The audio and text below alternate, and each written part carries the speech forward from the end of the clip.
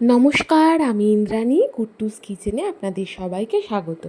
চলে এলাম আজকে আরেকটি রান্না নিয়ে। দেখুন তো, রান্নাটা দেখে কিছু বুঝতে পারছেন এটা কী রান্না? ঠিক আছে, যদি বুঝতে অসুবিধা হয় চলুন আগে আপনারা ঠিকই বুঝে যাবেন এটি কী রান্না হচ্ছে। আচ্ছা দেখুন, কড়াইতে আমি একটু ভাজা তেল মনে হচ্ছে না এটা? হ্যাঁ, ঠিকই ধরেছেন, একটু ভাজা তেলই এটা। তার মধ্যে আমি দেখুন ফোড়ন দিয়েছিলাম একটুখানি তেজপাতা, একটা দুটো শুকনো লঙ্কা আর একটু পাঁচ ফোড়ন। ফোড়নটা একটু ভাজা মতো একটু গন্ধ বেরিয়ে আসলে এর মধ্যে কিন্তু আমরা দিয়ে দেবো কেটে রাখা, লম্বা করে কেটে রাখা আলু। এই রান্নাটা আমরা কিন্তু ভীষণ ভালোবাসি খেতে, বিশেষ করে কোনো অনুষ্ঠান বাড়ির দুপুরের দিকে কিন্তু এই রান্নাটা হবেই হবে, যে কোনো অনুষ্ঠান বাড়ি। দেখুন তো আপনারা বুঝতে পারছেন কি না এটা কী রান্না হচ্ছে। কথা বলতে বলতে আমার কিন্তু আলুগুলি সব দেওয়া হয়ে গেছে। এর মধ্যে দিয়ে দিলাম লবণ এবং হলুদ দিয়ে এটাকে কিন্তু এবার ভালো করে একটু ভাজতে দেবো।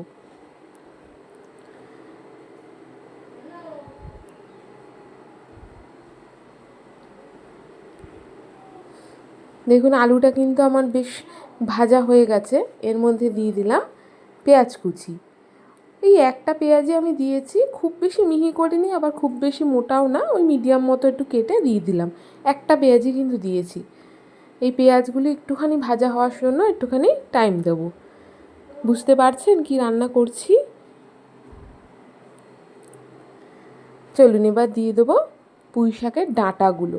কেন পুঁই শাকের ডাঁটা একটু সিদ্ধ হতে টাইম নয়। এর মধ্যেও কিন্তু আমি একটু লবণ দেব, দিয়ে এগুলোকে একটু ভালো করে মিশিয়ে দেখুন এটি ভাজা ভাজা হতে দিয়েছি। এটি প্রায় মোটামুটি 60% মতো ভাজা হয়ে গেলে কিন্তু এর মধ্যে দেখুন সবজি দিয়ে দিচ্ছি। বেগুন, কুমড়ো আর লম্বা করে কেটে রাখা পটল, আর সাথে দিলাম একটা টমেটো। এগুলোকেও কিন্তু এর মধ্যেও কিন্তু আমরা নুন আর হলুদ দিয়ে কিন্তু সব কটা সবজি ভালো করে ভাজতে হবে। দেখুন ভালো করে মিশিয়ে দিয়েছি। এবার এগুলো কিন্তু ভালো করে একটু ভাজতে হবে। আমার ভাজাও হয়ে গেছে। এবার এর মধ্যে একটা মশলা দেব, আদা, রসুন আর কাঁচা লঙ্কা পেস্ট আর জিরে গুঁড়ো আর লঙ্কা গুঁড়ো একই সাথে আমি একটা বাটিতে রেখেছিলাম। এবার এটা দিয়ে দিলাম। ওই যে বলেছিলাম মাছের মাথা ভেজে রেখেছি, এই সেই মাছের মাথা, ওটা ভাজা তেলটাই মাছের মাথা ভাজারই তেল। এবার নিশ্চয়ই বুঝতে পেরেছেন, হ্যাঁ এটা একদম বিয়েবাড়ি স্টাইল ছ্যাঁচড়া। মাছের মাথা দিয়ে পুঁই শাকের একটা ছ্যাঁচড়া হয় না, সেই ছ্যাঁচড়া। দেখুন মাছের মাথা দিয়ে ভালো করে এটি মিশিয়ে দিয়েছি। এটাকে ভালো করে কিন্তু এবার কষাতে হবে সব মশলা টশলা দিয়ে।